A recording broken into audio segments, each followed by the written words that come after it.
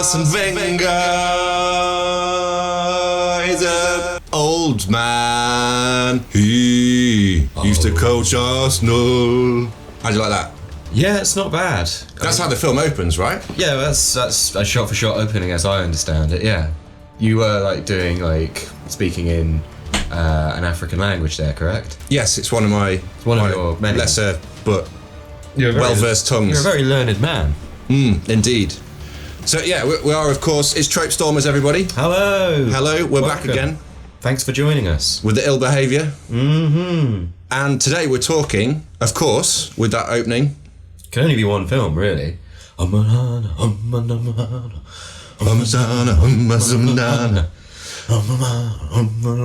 think of another sort of.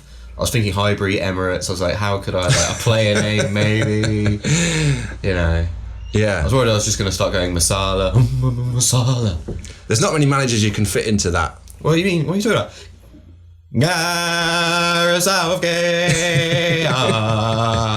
Sam Allardyce? Yeah, it has to be like two syllables. No, you got to get this. You can't be like. No. I sound like one of those like temples where there's sending out the call to prayer. Yeah. Oh well, we don't want to have. We're not a call to prayer. We're not yet. Still working on that. Still working on the organised religion angle. It's the organisation that really undermines us. Yeah. We'll stick to the quasi cult at the minute, maybe. Okay, yeah, but Trope Stormers, we're back and we're talking about 1994's animated epic Lion King. And it was an epic. I went to see this with my dad. And my dad and me didn't really do a lot of father-son bonding. But out of the blue, like someone at work must have tipped him off or something. Or maybe he was just trying to get away from my mum. But I got taken to see The Lion King. Take your boy to this. This is a win. Yeah, this is an easy win. Some strong bonding time. You don't have to talk for at least 2 hours. Wow. Which is pretty much a box ticker, I think, in my house. Fatherhood perfection. Exactly. So yeah, we went and then we went to Macca's afterwards. Oh, amazing. What a day. What a time to be alive. In Aldershot, of all places. Aldershot, 1994. It was the place to be. That was the only place we had a multiplex. My hometown didn't have one. Wow. Yeah. Imagery there. Vivid imagery. Yeah. Still hasn't got one. No? No. Oh. The good people of Farnham are being denied a multiplex. There's always been one in the pipeline, but it's never actually turned up. Well, one day, maybe. As a side note, there used to be a cinema, and apparently they showed The Exorcist there back in the day, and I remember my parents telling me that people came out of the screening vomiting, crying, like it shocked to the core. Was it one of these with like Father Ted protests outside of it? It wouldn't surprise me. I mean, if someone's probably using the wrong colour coat of paint on their house, it'll be uproar at a WI. It's that kind of, village preservation society sort of jams. That's the type of Little Britain backgrounds we have. They'll be up in arms about it. But we're not in Little Britain. We're not. We're going to. We're part of a metropolitan elite or something like that. Yeah, but picture this: we're no longer in the UK. We're transported through colour, through song, through Elton John, the medium of Elton John. Don't forget dance. I have not forgotten dance. Thank you. To the savannah in Africa and the Lion King and the birth of. I'm on the plains of a Serengeti, baby. I'm on Pride Rock. I'm looking down. Things are getting big. Everything the light touches, my friend. Oh, stellar quotation. Stellar quotation. I'm sure we'll get back to all this. There's some philosophy in this. There's some plagiarism. Definitely some plagiarism. Heavy plagiarism. There's borrowing heavily from Shakespearean times. Big old lean in there. Yeah. So a lot to unpack here. Yeah. But I mean, what we've got to explain two things really. Mm-hmm. Why we're here. Why are we here? And what the hell is this film about? I'm guessing you're not being like existential and meta about the why are we here. I mean, you're probably talking about why are we in this room talking to each other, talking to our dear listener. So to cover the sort of life, the universe and everything, we might need longer than... Might be another podcast. The hour, yeah, it might be a double header. But we won't do that. We're tackling cartoon lions. Head on, yeah. Well, we are the Trope Stormers, the titular Trope Stormers, and we are storming tropes on your behalf. So that you don't have to. We are here to make unscientific, unsubstantiated, objective determinations on films, generally. And this week it's Lion King, and we are hunting for tropes, and tropes will help us determine whether they've been used well, whether they've been used badly. Are they good tropes? Are they bad tropes? What do we mean by a good trope? Well, is it some sort of device which aids the narrative, helps the storyline, works for the character's character arc? You know, is it a force of good?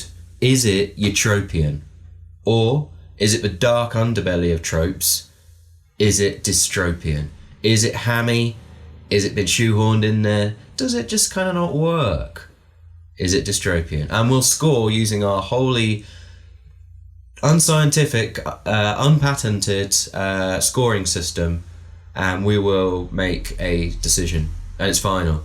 It could be wrong, but it's final. Yeah, and you're more than free to tell us. We'd love to hear from you. If we've missed anything or we've got it wrong. Yeah. But we're not wrong, but you know. We're not, but you're entitled to your opinion. Yeah. That invalid as it might be. Yeah, indeed. So yeah, one thing I encounter when people have listened to this, they go, "What the hell is a trope?" Because we talk about utopia. What is these tropes you speak of? What is trope? What is trope? I don't know. What is trope? I don't know where we're from. Whether we're going for African, we're going for European here. I'm like a Mexican peasant, I think. I'm on safari with my accent. The official Mexican peasant of the podcast. Exactly. Thank you. Gracias. I'm just happy to be here. So I suppose, we talk tropes usually. We use our tried and tested Super Mario trope explanation. But we have. Linked to that, let's go further. You're thinking about... We're talking Disney here in this film, and we're talking villains. Mm-hmm. One of the key tropes is the type of villain that you get, and of course, in a lot of things, you have a big bad, a force of evil who is usually ever present. Like you're talking a Sauron, you're talking a he who must not be named, old Voldemort, that sort of thing. So the big bad presence creates that sense of foreboding. He's always around. Yep. He's always having influence. Shere Khan in Jungle Book. Exactly. Jafar in Aladdin. Perfect Disney-related examples there. That's why you're here. That's why I tolerate this Mexican peasant on the podcast. So. Let's get straight into it, shall we? Should we just unpack? What is this film about? What is this film about? That's a very good question. Well, how about we play Who's in It? Let's meet the cast. So heading up on the list, we have... there's quite a who's who of vocal acting. There's a lot of talent there. In Hollywood. Let's start with none other than James, the Earl of Jones. Oh, let me get this right. He did the voice of Shredder in Teenage Mutant Ninja Turtles. Am I getting him mixed up with someone else? Whether that's arguably his most famous, he definitely did Darth Vader. Fantastic. I think you're getting him mixed up with Uncle Phil. Oh, I am, aren't I? From Fresh Prince. Yeah. Yeah, I do get them mixed up. Not because I'm a racist. But because I'm a bit simple. Good. That's a relief. I'm glad I got that out of the way. But he didn't play Darth Vader, did he? Because the guy who was Darth Vader did the original dialogue, and then they overdubbed it with James Earl Jones. It's pretty interesting because David Prowse, who is better known in this country for being the Green Cross Code Man. Yeah, the Green Cross Code Man, yeah. He thought... Giant of a man. He thought that he was doing the voice and the lines, and the lines that were recorded on set. However, unfortunately, I think he had a very strong Bristolian accent. So on Why? Well, the world has been... There needs to be a version featuring his voice. There clearly isn't a Bristol in whichever galaxy far, far away. It's not Gert Lush in a galaxy far, far away. So on set, allegedly, rumour has it that he was called Darth Farmer. Oh, that's not even original. No, it's not the best. But poor David, he did half the job conveying the physical presence on set. And then James Earl Jones, who of course plays Mufasa, the patriarch and titular Lion King for the boss part of this.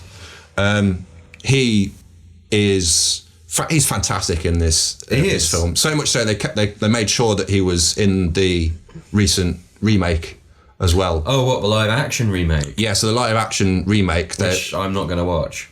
Okay. But I've heard things. Nailed your colours to the mast there. Well, I mean, I saw a clip and it had Pumbaa, and Pumbaa had like these tiny, cold, murderous eyes and was like trying to do wisecracks, and it just falls completely flat. Like they've got no emotional range on their faces because they're just animals talking. Okay, we may come to unpack that a little bit further. Yeah, we're getting ahead of ourselves. Going forward, back to the cast. I like your tenacity. Back to the cast. Now, I didn't realise who Simba was in this. You don't see enough of Brothers, Matthew Broderick, or I hope I'm going to get this one right. He is the man himself, the guy dancing through Chicago and pretending to be the Sausage King of Chicago. Ferris Bueller. Yep. Married Sarah Jessica Parker. Yes, it is indeed. So it's I guess he was fairly young at this point. Now you say that. Do you know how old he was when he did Ferris Bueller? No. He was 28. 28? He was 28. I mean, that's a trope in itself, isn't it? He was playing like a 16-year-old, wasn't he? 28 playing a 16. It's a bit weird. But yeah, so Matthew Broderick plays the adult Simba. Yep. Who is obviously appears later in the film, and his earlier version.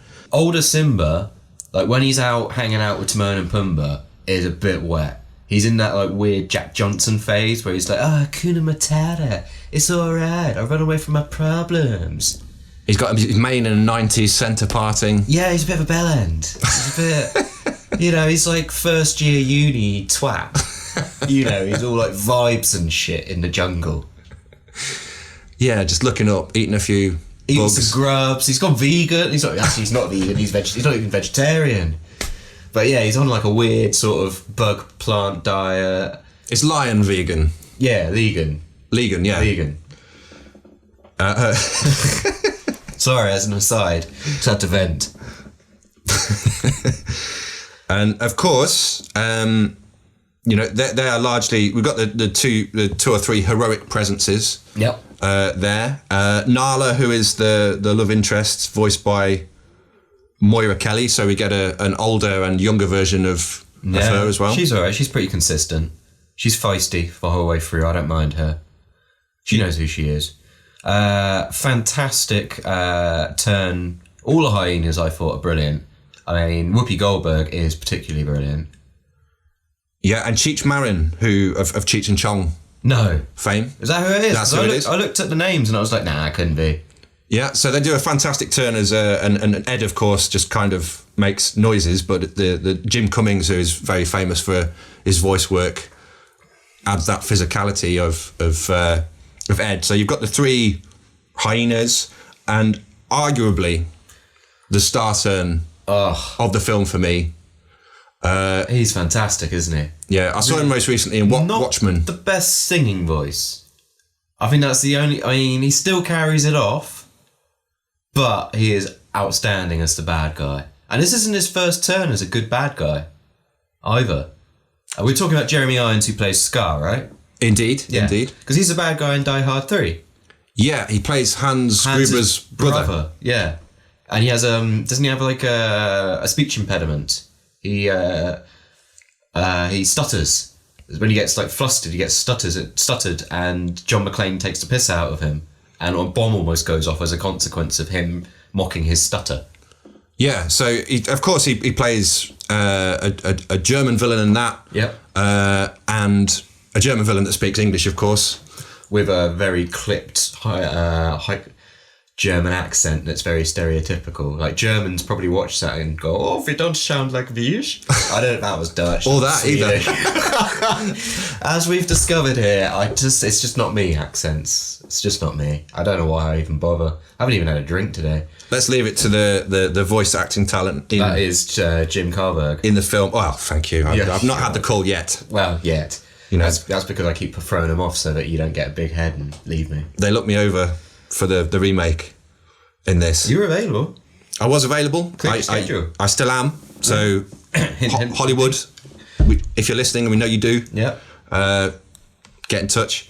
But Scar in this, he's got a fantastic villain name for a start. Yeah. And the voice acting, the kind of sinister campness that he has. He is campiness. Like, there's a bit in, like, Be Prepared. Is it Be Prepared? Is that the song? Yeah, I think that's the song. There's a bit where he's, like, sashaying about and he, like, drops a shoulder and, like, flicks his mane back. And he's kind of like, it's like, I think Scar. He's a scamp. By the end of it, we do love him. I'm not sure, like, which side his bread's buttered. You know, he's pretty camp in this. Yeah, well, Lions. It's a modern world. Who knows? He can be who he wants to be. The 2019 version might reflect it if you watch it. I don't know.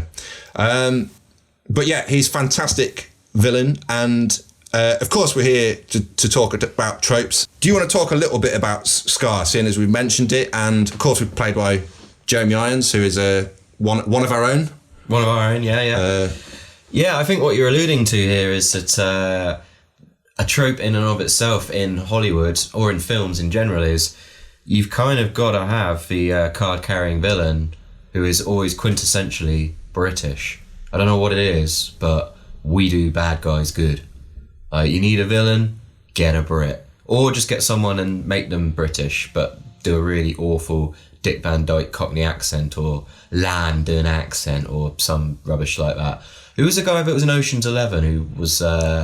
tried to be British and he wasn't any good at it. Don Cheadle. Yeah, oh god, that's awful. He even does like Cockney rhyming slang. It's just, it just makes me cringe. Yeah, it made Dick Van Dyke look like Ray Winston. Yeah, he did. But I mean, I've got a list here. I'm just going to rattle through some British bad guys and bad girls that have graced the silver screen. So you got George Sanders, who played Shere Khan. He's got a great voice. That is a fantastic voice. Tom Hiddleston played Loki. Alan Rickman. Let's take a moment here. The Sheriff of Nottingham. Hans Gruber. Snape. He was a fantastic British bad guy. Yeah. Christopher Lee is Saruman. Anthony Hopkins was Hannibal Lecter. Ralph Fiennes in Bruges and He Who Can't Be Named. Jeremy Irons, as we said, did Scar and Die Hard 3. Ian Holm in Alien. Oh, that's a good inclusion, because he's not initially a villain, is he, particularly? No. Yeah.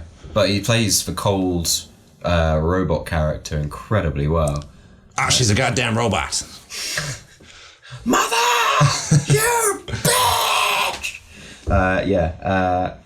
It's not all about the Genso. Lena Headey was Cersei Lannister. Yeah. She's very cold, calculating villain. Also, you've got Rosamund Pike in Gone Girl. That's a stellar performance. She's fantastic. Does she play a Brit in that? I'm not sure, actually. I think it might be a mid-Atlantic accent. Okay. I don't know. If anyone knows out there, feel free to correct us. Ben Kingsley in Sexy Beast. That's a great film.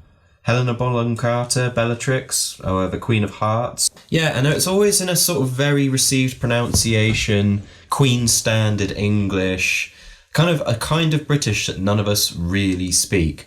It's that or they like pick an accent, which obviously to the rest of the world, if you get like a slightly niche accent like a Liverpudlian, it probably sounds quite entertaining to them. They have no idea where that person is from, but they're British. Just lumped under the umbrella of Britishness. Or they're very London, but a kind of London that doesn't actually exist. Yeah, I often find that you get... It kind of works on a class basis as well. So sometimes you might get a dragon, as we spoke about before, who's he's the muscle, he's the henchman. He might have a very strong Cockney British accent. And then that kind of denotes a lower class, doesn't it? Sort of like a more working class fighter, sort of rough and tough, kind of like the Krays, a sort of a gangster sort of a vibe. Yeah, so I mean, looking down that list, I mean, I'm pretty sure Voldemort has some Cockney sounding. Doesn't he just speak like this? Death Eater henchman, and then obviously Ralph Fiennes has got a rasping sort of snake voice, a very highbrow Britishness to him. I guess the most sophisticated the villain, the sort of better spoken they are.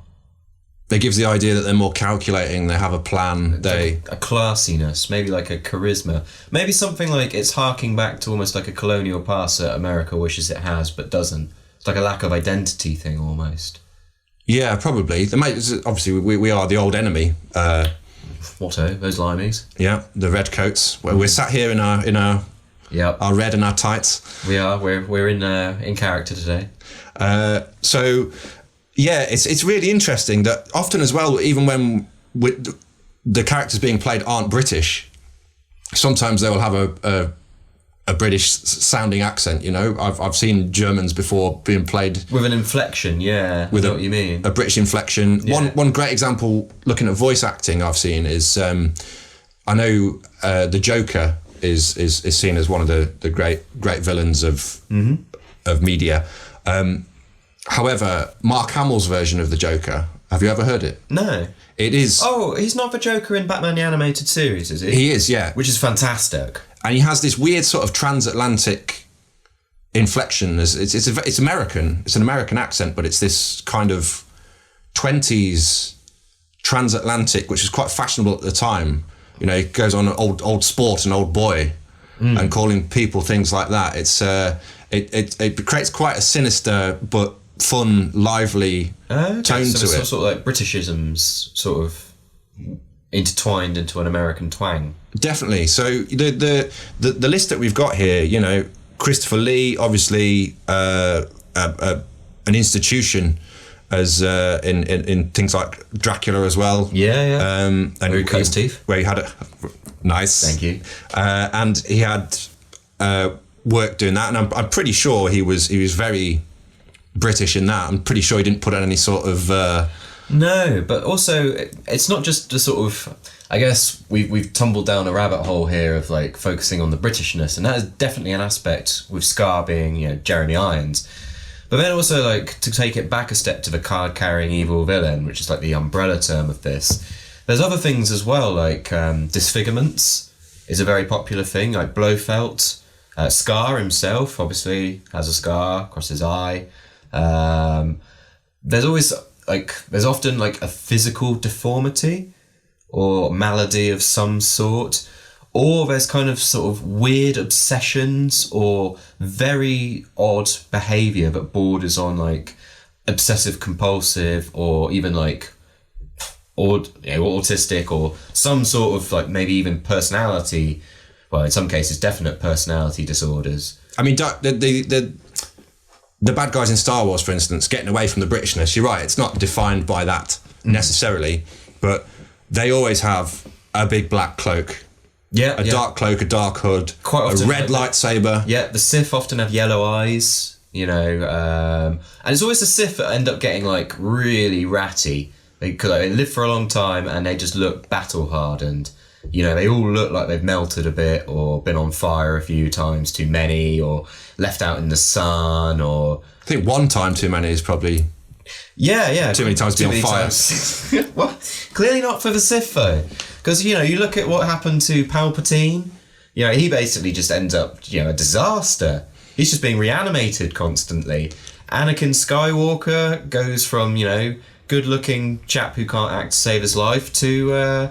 melted by a volcano, basically. Yeah, I mean, Palpatine there, another great British bad guy, Ian McDiarmid there. Yeah. Perfect example. He's the big bad. Yeah. You know, Vader's obviously a huge presence, dragon, and he's card carrying. He's card carrying, but he's the dragon, really. He's like his attack dog. Yeah. You're right. But the simple fact we've got in The Lion King, we've got a card carrying villain who's obviously ticking boxes here for his British accent. The way he looks, the way he delivers his lines. The first thing we see of him is him trying to kill something, picking on a mouse. Yeah, that's right. He's playing with his food. Yeah, and he said we've got the... he also tries to kill Zazu quite a few times. He has Zazu in his mouth at one point, and then Mufasa intervenes and tells him to spit him out. This is Zazu played by... Rowan Atkinson. Have we mentioned Rowan yet? We have not. That's a crime. And there's also, we've got the other characters we'll talk about a little bit later on in Timon and Pumbaa, who are obviously a big part of this. Fantastic. But we're looking at the card-carrying villain of Scar. How does his villainousness pan out? Well, he's obviously highly intelligent. He's quite smart. He's quite sharp. He's quite witty. But he's very conniving, very calculated, cold, possibly a sociopath. Not a very nice piece of work. Basically, a complete outcast. What's quite interesting, this touches on some research that I did.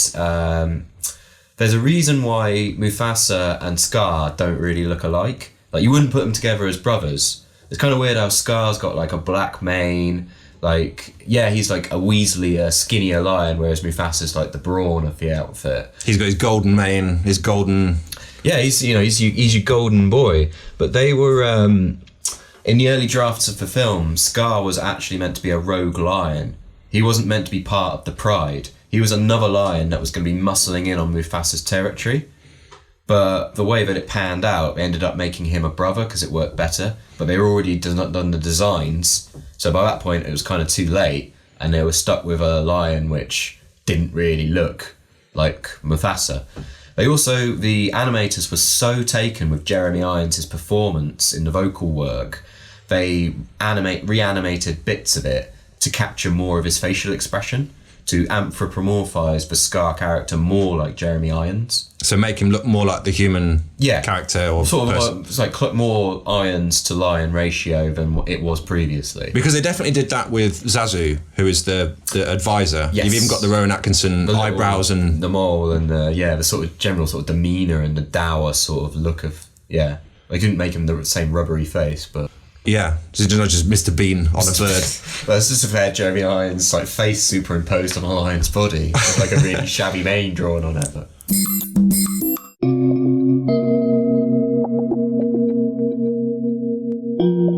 The name's Connery, Sean Connery, and you are listening to the Trope Stormers podcast. Subscribe, don't be a pussy. A lot of the plot of this is about what is, I guess, is my first trope. Yeah. Is thinking about the idea There's a lot to unpick here. Of the exile, and an exile being, you've mentioned an outcast already. Yep.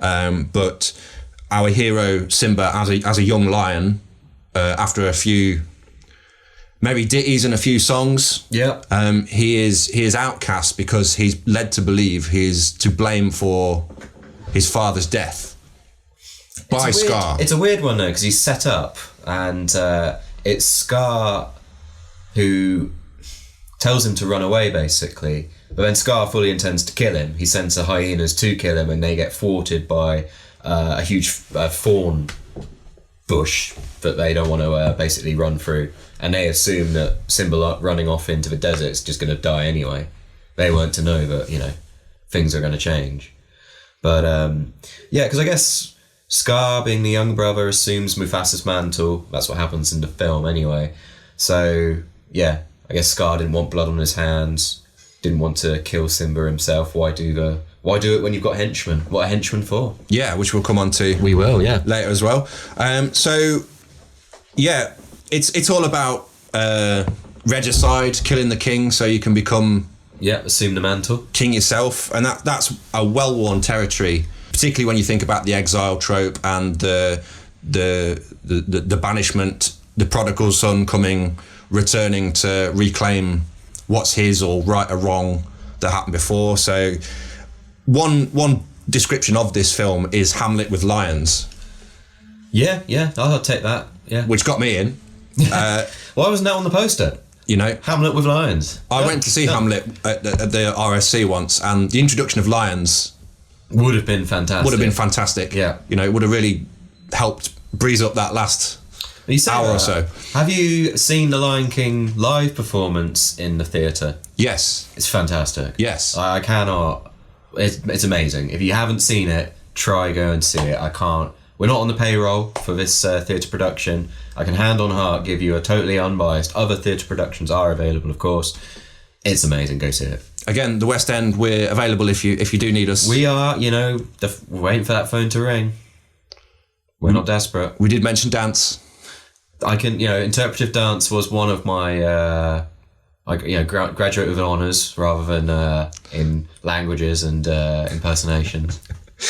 Yeah. So if the Hamlet were lions, it's so you got King Hamlet, who's represented by the Mufasa character, and then of course Simba would be the Prince Hamlet, the prince that's exiled once he's believed to have been responsible for his father's death, and replaced by Scar, who is the evil uncle trope as well, which is a trope within itself. So obviously you've got things like the family members being evil, the stepmother in Cinderella, things like that as well. It's well-worn territory, but it really works here with Scar becoming the king and his brothers. You have the exile with Simba. He ends up going out into the desert, as we said. You've got that fantastic sequence where he loses all his bearings because he's nearly become victim to a huge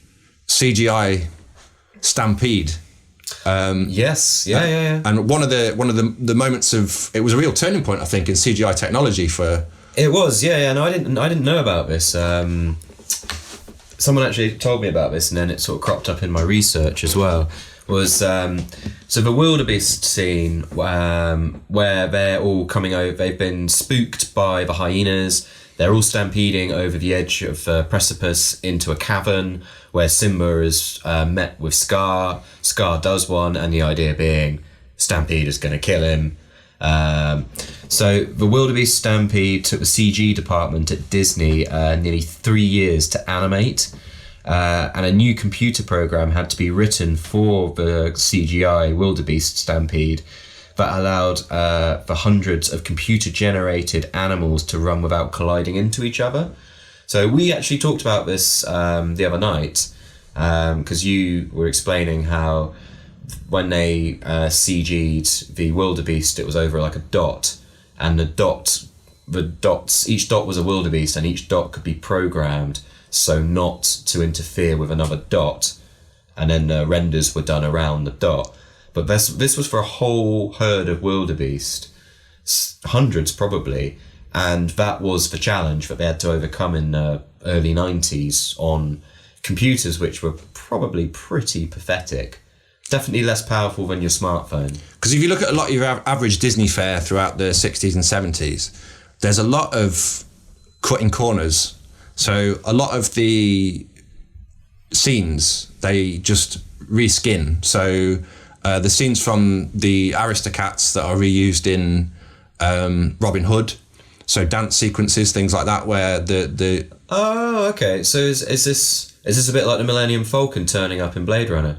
It is a bit like that, yeah. They're basically like reusing sets, but the sets are the actual drawn sort of landscapes. Exactly, because there's a very, in Robin Hood in particular, there's a Baloo type character in Little John. Yeah. Who I think it's the same voice. Dances in exactly the same way as when he does with King Louis. Wow. And they reskin it. So that was the challenge: was how do we create a scene where we've got thousands of individual wildebeest. That we don't want to draw them all. Yeah. And so they spent the 3 years, I think, coming up with this technology, knowing that in the long run. And in the 3 years, they definitely could have animated that scene. They could have done the traditional way. I think so, but I think they wanted to like break new ground, boundaries, do something interesting. And like you say, once the technology had been mastered, they'd apply it to other things and probably charge other people to use it. Yeah, because they'd make bank. They're the Walt Disney at this point, and I know they're like an evil empire now that's taken over all media. Yeah, evil racist empire. Yeah, my words. Didn't choose them very carefully. Mouse supremacy. Yeah, but the animation was great. I'll put a link to it in the notes of this video, because it's really quite impressive to see how they program this sequence. But then that was also at a time in the early 90s, because I think Disney was trying to sort of push boundaries at that point with animation, particularly with CG, because there's that ballroom scene in Beauty and the Beast. Yes. which to this day looks incredible. Was that before? That was before this? I think that was before, yeah. And there's like it's like 3D animated, the way that they've sort of, the camera moves in the ballroom, and it's beautiful. And I think that was quite groundbreaking at the time in its use of 3D. Yeah, and I'm sure I don't know any notable examples, but like we say, this will be used and sold on. There must be films that exist today which use this technology, or it was a springboard to something that they use at the moment. Yeah. Absolutely. It's the way like George Lucas pioneered THX, which is now like the industry standard along with Dolby for sound. Yeah, quite. Yeah. So it's a groundbreaking film. There's no doubt about this. We've got Hamlet with lions, but it's more than that. You've got that sequence of the wildebeest stampeding, which eventually kills Mufasa. You have that great, very British delivered line of "Long live the king." Oh yeah, that's long live and the then the king. hyenas all like sort of crowd up as well. I mean, it departs from Hamlet in the way that it ends. As I understand Hamlet, they all die. Yeah, there is a face-off, but they all die. Whereas in this, it's Scar who dies. Although my research also turned up that in an alternative version of this, Scar, and there is a video for this where they've got the animation. It's very rough, but there is a version where Scar defeats Simba, and then doesn't realise he's on fire and dies. It's really dark, but apparently that was a potential ending for the film, which would have been like, what would you have? Children would have been crying. Like, this would not have played out well. No amount of Elton John would have made that okay. They would have had to put like a song for Guy on at the end, and everyone, even the men, would be crying. Yeah, that would have been much more Shakespearean. This doesn't end with Hamlet. This runs deeper than Hamlet. Like, Hamlet was obviously a source material, but Hamlet itself is not the origin of this story. It's one of a plethora of different inspirations, I think. Yeah, I mean, it's obviously a melting pot, but it was also influenced the story elements of the, I'll probably pronounce this horrifically wrong, I apologise, the Assyrian family myths of ancient Egyptian mythology. So Osiris was the king of the gods. Okay, good knowledge. And I think Isis, unfortunately, was possibly the queen. But as you've alluded to, we've got Scar and Seth, the jealous brother of the king of the gods. Yep. The heir, you've got Simba, it's Horus in this case, who's sent into exile. And the murdered king visits and mentors his son's ghostly visits, and then when the heir comes of age, he returns to kill his father's murderer. Which sums up this... Basically sums up Lion King, really. Yeah, okay. And then the exile as a trope itself is used in lots of different things. So the idea of being sent away or forced away. We've got like really varied examples that you can come up with. I think the recent, Thor in the comics, as well as in the first film with Anthony Hopkins as well. Isn't it like a double header of exiling? Because Loki's exiled, isn't he? He's definitely exiled. Like, Later it's like on, a double brother exile. Yeah, so Thor's exiled because he abuses his power. Loki's just evil. Loki turns out to be evil because he's actually descended from something else. Yeah, so then he is exiled as well, and he comes back in a villainous way. Interesting, you got things where I guess it's subverted a little bit in The Godfather, where you have Michael Corleone. Michael Corleone played brilliantly within that film, and he eventually comes on to become much more villainous. Well, he exiles himself because he was a war hero in the Navy or the Air Force, I believe, and he didn't want anything to do with the family. He married a girl. He didn't want any interest whatsoever. He saw his family as corrupt morally and literally, and he wanted nothing to do with it, and he gets drawn into the family against his will, and then almost goes full circle and becomes head of a household, and basically it's a wonderful sort of portrayal of like the story of a character, like how far he comes from crossing over from the light side to the dark side, and you see it all, and it's brilliantly played. Yeah, and the exile is in this way is the start of that arc with a lot of these characters as well. You know, Thor comes to learn about himself, what he values, what's important. Michael Corleone has a destiny. He exiles himself, and then he's sent into exile. Because you remember that when he goes to Italy and he meets and falls in love with a girl, and then she gets blown up, and then he sort of comes back with a vengeance. So he exiles himself and then gets exiled by his family for his own benefit, because they're worried that he's going to get murdered. Yeah, that's right. He kills some other guy in that famous Italian restaurants scene where the gun's in the toilet and he comes out and shoots him. Yeah. So it's you've got a double exile, and again a further subversion of that trope, perhaps, in that set of films. Yeah, it's a good observation, and it's played more straight in things like Star Wars as well. Obviously, Luke Skywalker. Luke goes to train on Dagobah as an exile, then comes back and has to. But he's an exile and he doesn't even know he's an exile. Like, he's been hidden, isn't he, to hide him from his father, Darth Vader. He has no idea. He just thinks he's a farm boy growing up on, the moisture farm, the planet which is furthest away from the bright center of the universe, I think he says. And Rey as well is another. She's a knowing exile because she knows her parents they abandoned her, and she's led to believe that they were coming back, but they weren't. They were nobodies. Yeah. So. Well, no, they weren't nobodies. They were somebodies, but the whole sequence of films, until the big twist in the third one, she thinks she's somebody and her parents are coming back, and people are telling her, actually, no, your parents were just traders, they were nobodies, they abandoned you, and then it turns out actually she's someone important. I think that's a royal mess we can... That is a royal mess for another time. Talk about another tangle time. For another time. Indeed.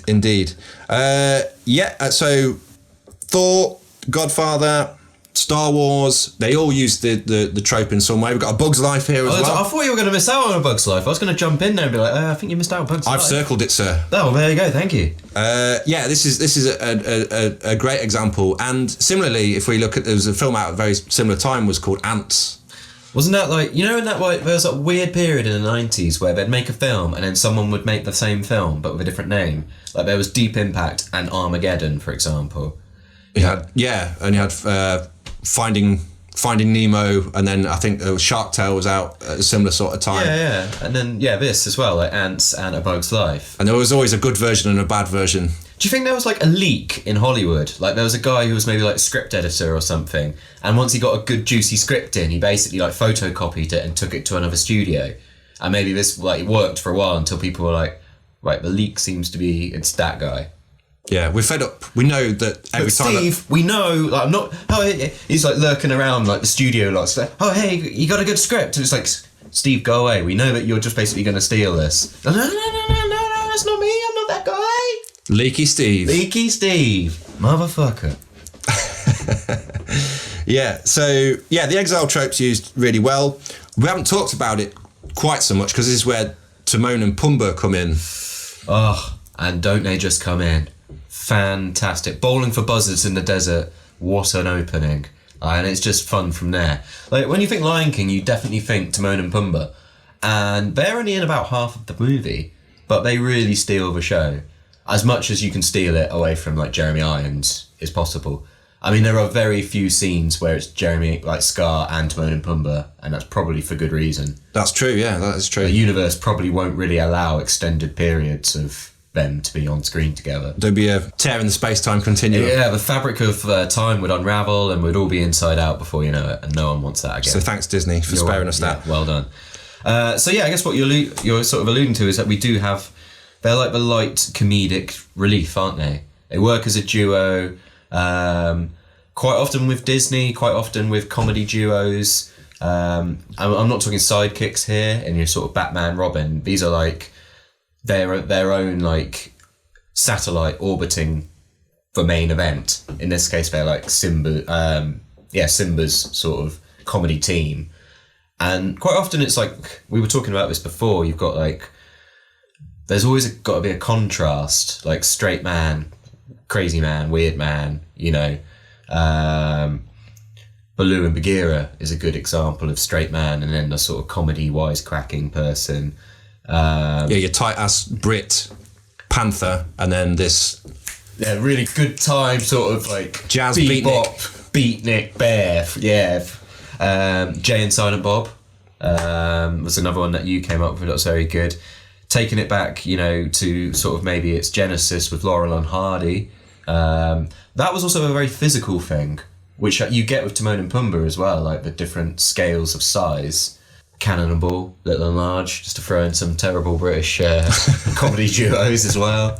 You're welcome, guys. So yeah, it's quite often that you do get this comedy duo to bring the like comedic relief, sing some great songs, and sort of bring the tone down a little bit and make it, you know, you've got a flatulent warthog and a wisecracking Jewish meerkat. Yeah, who I thought was Billy Crystal until I did the research on this.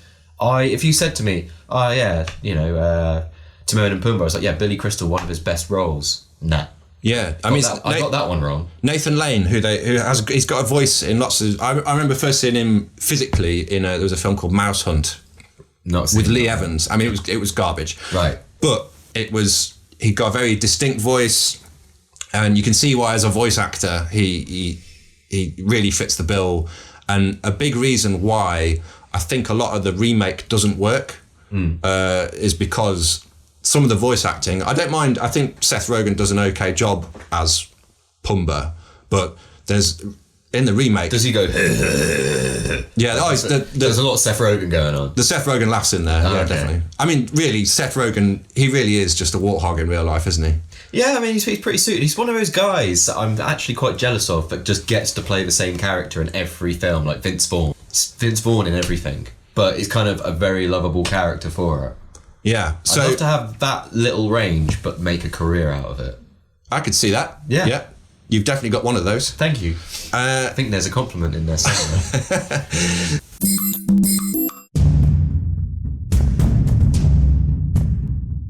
Well, it was the first time I listened to the Trope Stormers podcast. I knew right there and then I had to listen to it some more. You're listening to Trope Stormers. Timon and Pumbaa, they are the comic relief, and you've mentioned some fantastic examples there.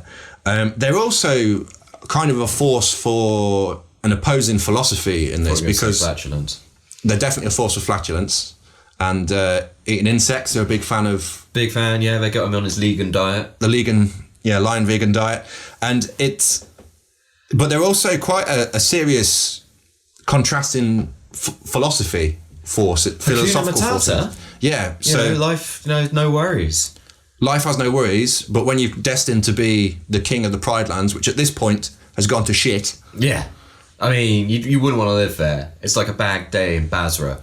Scar wanting to be king, he hasn't thought about. It's kind of like the Boris Johnson of the piece. He hasn't really thought about what he's going to do once. He's overpromised and underdelivered on a massive scale. Like everything's on fire, or just totally screwed. He didn't think that, thousands upon thousands of hyenas coming in was going to be problematic. But is The Lion King a parable for our times? Is it an immigration story? Is it mismanagement? Is it Brexit? I'm going to leave that there and move on. We don't need to talk about that. Yeah. Hakuna Matata, everybody. It's too soon. Hakuna Matata. Hakuna Matata. So no worries. And that's a philosophy that Simba then very much internalises in his kind of first year of uni, smoking too much dope, Jack Johnson sort of phase. Yeah, so he's got his stoner uni pals. Yeah, he's basically just being a bum, hitting the bong, chilling out, going in waterfalls and swinging around the jungle. And he would have just carried on doing that. Had it not been for Nala's intervention, a strong female character coming in and schooling him basically. Not only schooling him, but pinning him again. He's quite pathetic. Yeah, he reminds me of the sort of Romeo is quite a pathetic character in Romeo and Juliet. Yeah. It kind of reminds me of that. He's a bit wet. He doesn't really stand for anything. They're 13 in that, historically.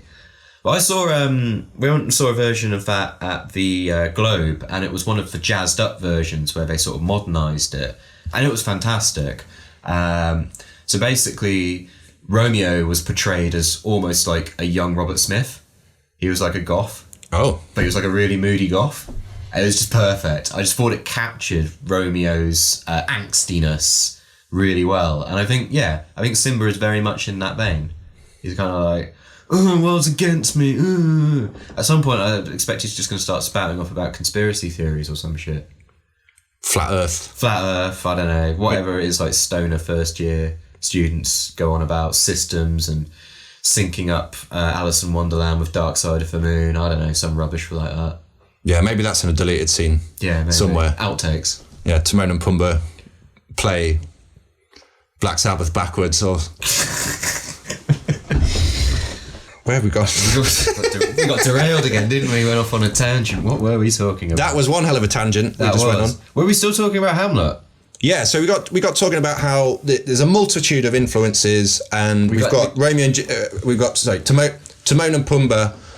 They become the comedic relief, but they're also the change in philosophy that Simba has before he has to face up to his responsibilities and his final destiny.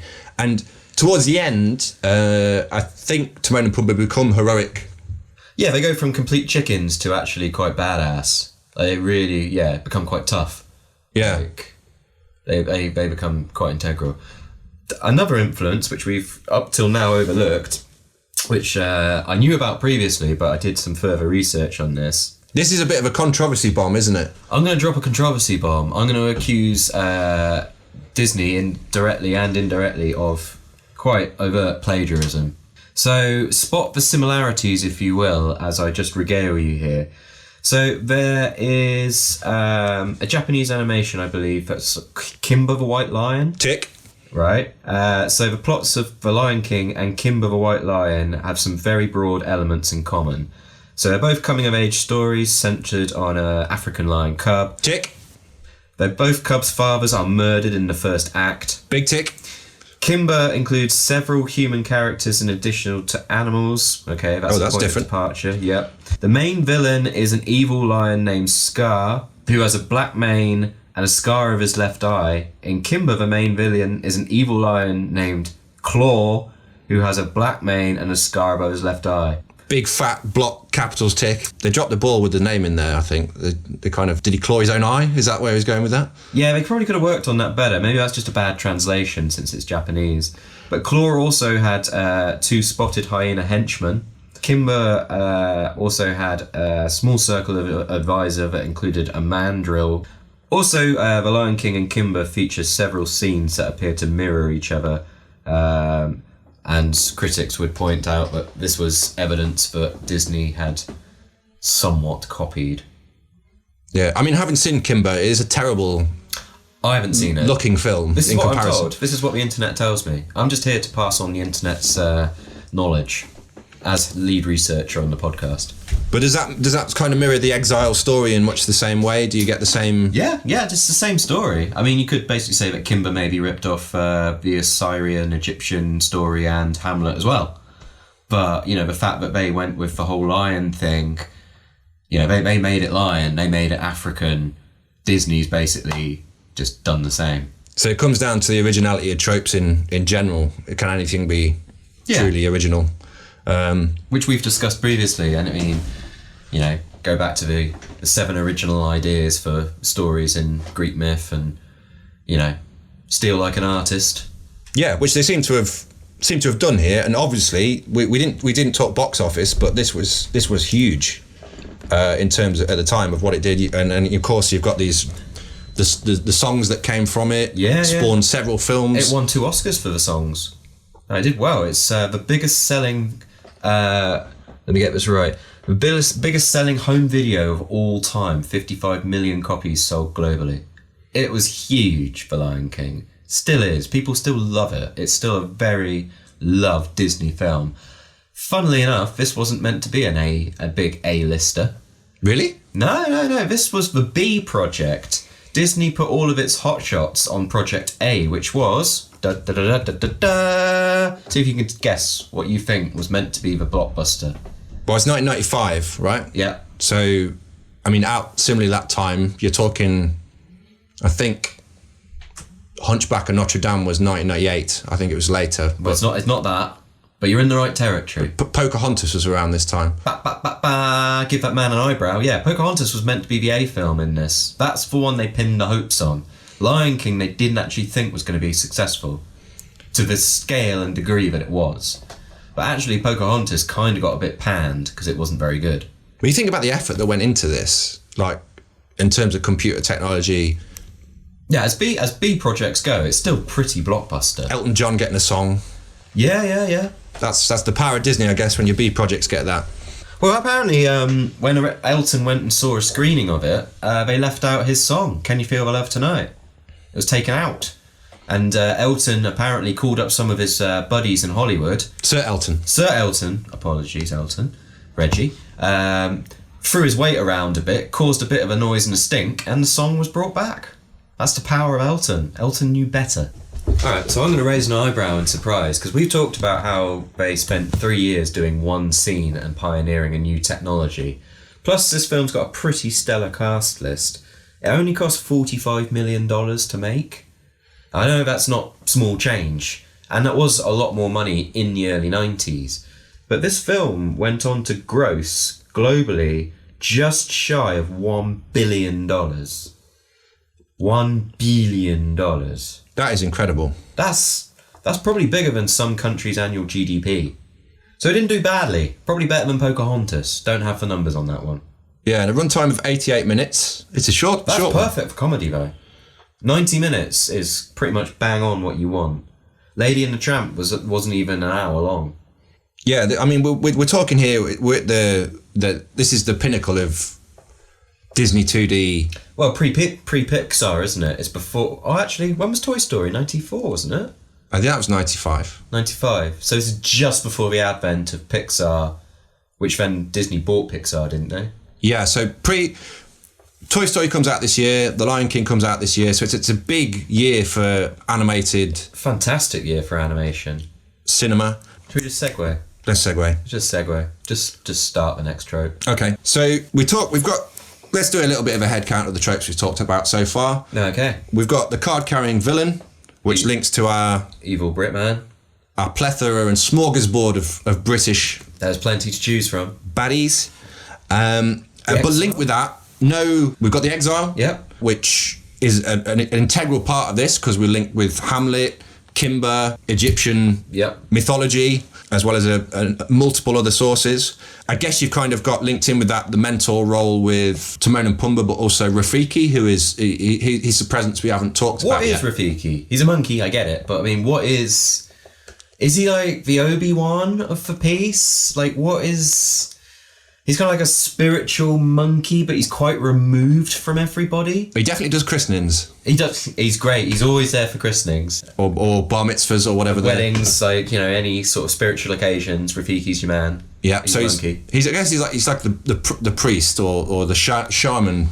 Yeah, I suppose. It's his kind of role. Character, you're getting a lot of different things. But he's kind of an integral part as well of... He's also a dab hand with a staff. He has a monkey martial art. Yeah. That he demonstrates. We talked about Timon and Pumbaa. They have a heroic turn. Rafiki, he does the christenings. Yep. Does funerals and things like that. Timon and Pumbaa bring the light-hearted relief as well. The sort of comedy duo. Yeah, so they have a heroic turn. But you've also got... and this is really interesting, because one of the songs, Be Prepared, which is actually my favourite song. I love that song. In this film. Like you said, it's not the most technically... It's not the most technically brilliant in terms of vocalization or maybe even music, but you get this visual of, and I'm going to talk about the hyenas as the henchmen, but also they're part of a bigger group of hyenas that invade the Pride Lands. Yeah, they're kind of like guns for hire, like a big army, but I think what you're alluding to is the scene with the goose-stepping, Nazi parodying hyenas. Yeah, the symbolism in that is off the charts. You've got the lions being elevated by literal earthquakes, forcing them up above everybody else with Scar, and then the hyenas goose-stepping by in their hundreds. In rows and hundreds. I mean, it's like a scene from Nazi Germany, and you've got Hitler on a podium, like, shouting, and then, like, the parodies and the sort of symbolism involved I'm surprised they got away with it. So Hamlet with lions to Hitler with lions. Yeah. It's really quite something. I don't know if this would fly. If that film was made now, do you think they'd get away with that? Goose stepping. Not at Disney, not the way it's headed with Pixar and things like that. Yeah, probably not. But also the look of because the three henchmen hyenas are kind of very ragtag. Like they all look a bit mouthy and they don't look. But the goose stepping ones all have like crew cuts. They're quite angular in the way that they're drawn. Like it's very stylized. It's almost slightly like Russian constructivist in the way that it's drawn. Oh wow, vacant eyes. Yeah. Whereas you're right. The henchmen, the quite cowardly henchmen. Yeah, versions. They're supposed to look like Whoopi Goldberg and Cheech Marin and Ed, who is just. I don't think you get away with Ed's character now because he's clearly unhinged. Got some sort of. He's got mental health problems. Mental health problem that's played for laughs. So, yeah, he's Yeah, there's a lot going on in this. The Nazi symbolism plus that. Plus there's kind of allusion to stoner culture maybe a little bit. Cheech Marin is in it. He's definitely lent a hand there. So it's of its time perhaps. But yeah, the way that comes together in that scene is just utterly joyful. The way, even though it's got Nazi symbolism, and I've got to be careful here because tread carefully, friend. My political leanings are not that way. Disclaimer. But just the visuals and the fun that Jeremy Irons has with it. The animators clearly were having a bit of a ball animating. Yeah. Scar in a. You want me to draw what? A camp Nazi lion. Yeah. With all these CGI, I think as well. CGI rendered goose stepping. Quite possibly, yeah. Hyenas. Once they'd nailed it on the buffalo, they're like, well, what else can we do? How about a parade of marching Nazi hyenas? Yes. Yes. I like that leap. Yeah. So. Yeah, it kind of heightens Scar's role at this point. He's at the height of his powers. Yep. He's like peak evil. The Pride Lands, and I believe doesn't Scar actually die at the hands of the hyenas eventually? Yes. He gets defeated by Simba, and Simba tells him like, "Run, Scar." He parrots what Scar said to him as a child, like, "Run, Scar, and never come back." And then Scar comes across the hyenas and he's like, "Oh, hey, friends," and they basically heard him sell them out. And then basically the camera pans up and you see the shadows and all the basically gets torn to pieces by the hyenas. Yeah, Disney are quite good at the sinister but not graphic death sequence. Bambi's mum. So Bambi's mum, that is quite graphic thinking about it. Certainly at the age I saw it. But I remember the Disney's Tarzan that came much later, they had a character who was like a sort of hunter. I never saw that. I heard it's good. And he literally gets lynched by a series of vines. But they managed to show it without... By a series of vines, you mean like Vine the plant, not Vine the defunct social media platform? He doesn't just get embarrassed to death through loads of Vine videos. Yeah, he just dies of cringe. He has a fatal cringe. Fatal cringe. By looking at the defunct platform of Vine. That's where my mind went. That's fine. That's what this is all about.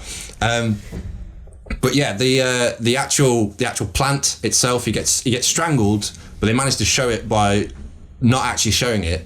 And they do the same using the shadows of the hyenas attacking in this. Yeah. And it works really well. They kind of it's kind of a simple but quite elegant sort of way of portraying something quite nasty. Yeah, it's quite a stage-like illusion. Yeah, definitely. But you get it. Like, it doesn't need to be any more graphic than that. Yeah, and it suits the character. It's with the tone as well. Like, it's a good death. It's the right death. Like, it's very noble of Simba to, excuse him when basically he killed his father and tried to kill him. It's pretty big of Simba to, take the moral high road and exile Scar. He probably doesn't know that Scar gets killed by the hyenas, or maybe he does.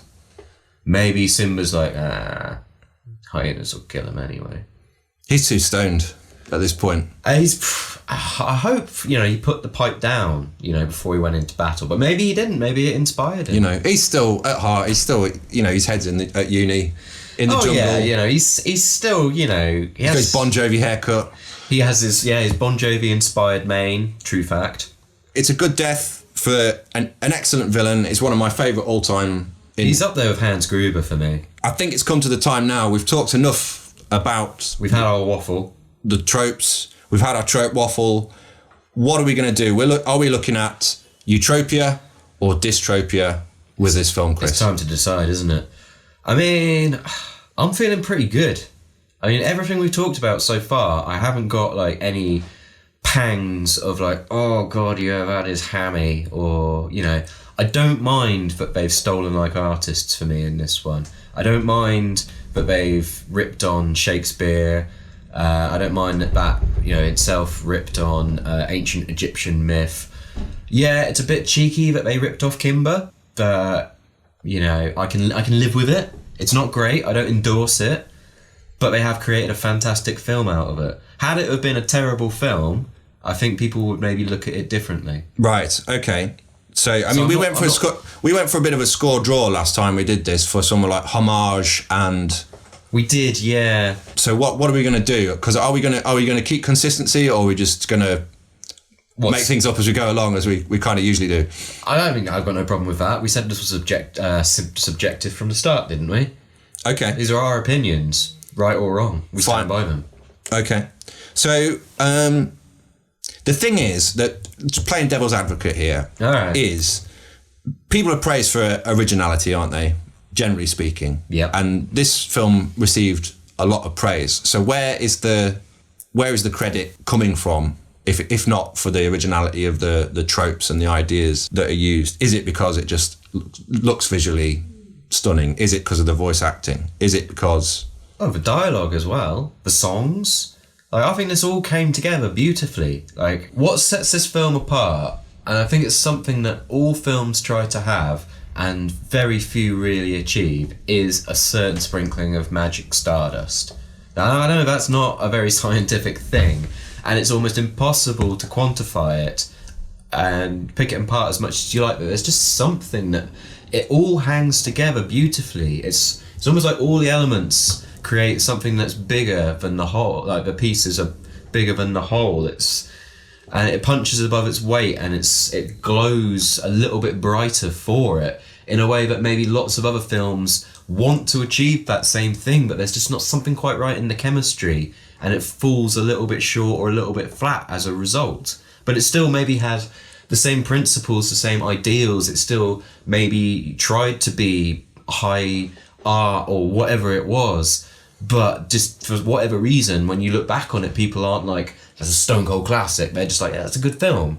But for me, Lion King, in the pantheon of Disney, it's really up on another platform. For me, it's up there. It's with Toy Story. It's those ones that have that spark, that sprinkling of magic stardust that just elevates them. This typifies Disney magic. It's one of those. Yeah, but then they've made stinkers. Pocahontas fell flat. That didn't have the magic. Okay, so playing devil's advocate, one big reason we've talked about is the card carrying villain. Uh-huh. Now this is a trope that can border on dead horse sometimes. Oh, this could be terrible. This could be so badly done, especially if you had a stereo. If you went what makes Austin Powers brilliant is it's obviously tongue in cheek. It's it's a parody, and Dr. Evil embodies all of these evil villain tropes, but brilliantly, because they're taken to a ridiculous place. It's when it's kind of done straight and done badly that it all falls apart. And I think Jeremy Irons' performance is fantastic. I think the fact that the animators anthropomorphized the lion more because of his performance, he really brought something to the table. And he wasn't just playing it as the quintessential stereotypical Brit. It wasn't just, let's just have a British bad guy. There was more to it. There was more nuance. It was a more beautifully constructed character. It had more depth. And I think that, for me, sells it. Okay. No, That seems so. We seem to be on quite a high scoring run here. If we're saying the card carrying villain, we're going to say that's been done. I think it's been done, but I don't mind it. It's been done well. Yeah. We're talking about the borrowed. We seem to have given the borrowed elements. Yeah. From the Exile stories, a bit of a pass. Okay, I've just had a thought. I know we're right. We're almost fanboying a little bit here, and I've gone on a bit of a flight of fancy. I'm going to bring us back down. Goose-stepping Nazi hyenas are not okay. That could be a negative there. I don't think in today's world, I don't think that flies. Well, we're not looking at this through a 1995 lens here. Oh, I've put on my 2020 hat. The 2020 hat. Yeah. Which, okay. It's got Me Too on, #MeToo on it, it loves the Bechdel test, it's full on feminist, vegan, card carrying twat. Nazis are the best villains though, aren't they? Well, villains always have the best branding. I'm just going to say this, I'm not a Nazi, I'm not right leaning in the slightest. The Nazis had fantastic branding. The Sith, fantastic branding, far better than the Jedis. Stalin's Russia, fantastic use of constructivism in its propaganda. I mean, hate them as much as you like, and hate them, please, because they are terrible. They don't half look good, though. All of that considered, we're giving the Nazis by any other name. Yeah, it's not okay. It's not okay. So we're at 2-1, I believe. 2-1. What have we got left? We've got the wisecracking duo left. So the wisecracking duo, Timon and Pumbaa. So it all comes down to Timon and Pumbaa. Timon and Pumbaa. How effective are they as characters? Because I would argue they perform quite an important dual role. Yes, they are comic relief. Yes, they are there to play laughs. You've got Timon doing the hula. You've got the fart jokes, which are quite well executed fart jokes on Pumbaa's part. Top trumps. And the vocalisation, the characterisation of them is great. Also the chemistry between the two characters, because as an aside, apparently on the way to the auditions, the two actors met independently of each other in a lift. They'd never met before, and they hit it off. They didn't even know they were reading for the roles or anything. They just turned up and got talking and hit it off, and that chemistry, bleeds into the movie. It makes those two characters' dynamic work and go to that next level, that Stardust level. They could have just been two seasoned voice actors who could do a turn. But this was something more. So this adds to this idea of Disney magic that you were talking about. Yeah, it's got that sprinkling of stardust. And you're right as well, they're not just there for laughs. They introduce this whole other philosophy, but then they also grow as characters. They grow from pretty cowardly chickens into actually a pretty decent fighting unit. And, Simba's trusted sort of his own, henchman, if you will. He's Rosencrantz and Guildenstern. Oh, there you go. To reference Do you want to Hamlet. expand on that? Yeah, they're kind of Hamlet's right-hand men throughout. So, yeah, this is it. We've got Shakespeare with lions. Yeah. Nazi lions on occasion. Nazi lions, yeah. It looks like, when we're talking dystropia or utopia, with this film we've got the Disney magic. The card-carrying villain is one of the greatest examples. It was very well done. It could have gone bad. And the Exile story comes together to form something that's crafted quite beautifully. Yeah, it's not just a hackneyed slap it all together based on a load of old, worn-out, dead horse tropes. Because no one remembers Kimba, do they, really? I mean, I don't know, maybe it's big in Japan. Yeah. Maybe Japanese if anyone out there knows anything about Kimba, or maybe, Japanese culture and whatnot, and how the Lion King was perceived and whatnot, we'd love to know. We could be wrong, maybe Kimba's just a forgotten thing. Well, Chris, I'm calling it. I'm rubber stamping it, despite all my devil's advocacy. Oh, you're back, are you? I'm going to rubber stamp. We've got our first Utopia of 2020. I feel so much better. You were fanboying hard. Come on, it's for Lion King, man. Yeah. So is that a 3-1 win? That's comprehensive. That's a 3-1 win for The Lion King. I am going to slate at this point the remake. Alright, is it time now? It's caveat time. It's caveat time to slate it. I saw the remake last year, and you talked about the cold murderous eyes of some of these. Apparently, Pumbaa just looks like he's going to go murder somebody. for the whole film. Yeah. And when he's Hakuna Matata. The animations, just to talk about the anthropomorphism, this idea that we're giving these animal characters human qualities and human expressions, it's done beautifully in this version. The animated one. Yeah, the 1994 version, where, I mean, they're both animated films, really. They call it live action, but... Yeah, it's still basically drawn, it's not real. But you've got these photorealistic animals that if you took a still out of them, they look fantastic as animals, and they look the part. It could be like a David Attenborough. It could be, Life on Earth. Yeah. David Attenborough sequence without the speech. Here we are, on the plains of the Serengeti. The Serengeti. You play Attenborough a bit better than me. You're Jeremy Irons of David Attenborough. Lion King, animated original. It is getting the Trope Stormers stamp of Utopia. Yeah. The first in 2020. It's all Stardust, baby. Yeah. And if we were talking about Japanese culture earlier, if you haven't checked it out already, check out our previous episodes. Oh, segue. Yeah. That was on Pacific Rim. Pacific Rim job, yeah. And you'll be able to... Nice. If you disagree with anything we said, or you think we've missed out any glaring examples of tropes or things that could be mentioned about The Lion King... You're entitled to your opinions. I mean, you're wrong, but... You're wrong, yeah. That's fine. It's okay. You're wrong, but it's fine. I mean, we might be wrong, but we're not. We're not. This is final. But we want to hear your opinions. We'd love to hear from you regardless. Wrong as they may be. We're on the socials on Twitter at Trope Stormers, so check us out there. And on the Insta. At Trope Stormers as well. And our email is tropestormers@gmail.com. You got any ideas, suggestions, future films for us to do? We've got a fairly booked up schedule. We've got stuff in the can ready to go. It's exciting times, people. Stay tuned. But if you think there's a film that's suitably trope worthy, we are of course building up to maybe do an anniversary episode where we could tackle the behemoth of tropes that is The Room. That is the promised land. That is, I think, where we aspire to be. So stick around for that. But in the meantime, fire away. Please do. That about wraps it up, I suppose. So until next time, as we always say on Trope Stormers, Leaky Steve. Leaky Steve. Motherfucker. Bye for now. Cheers, bye.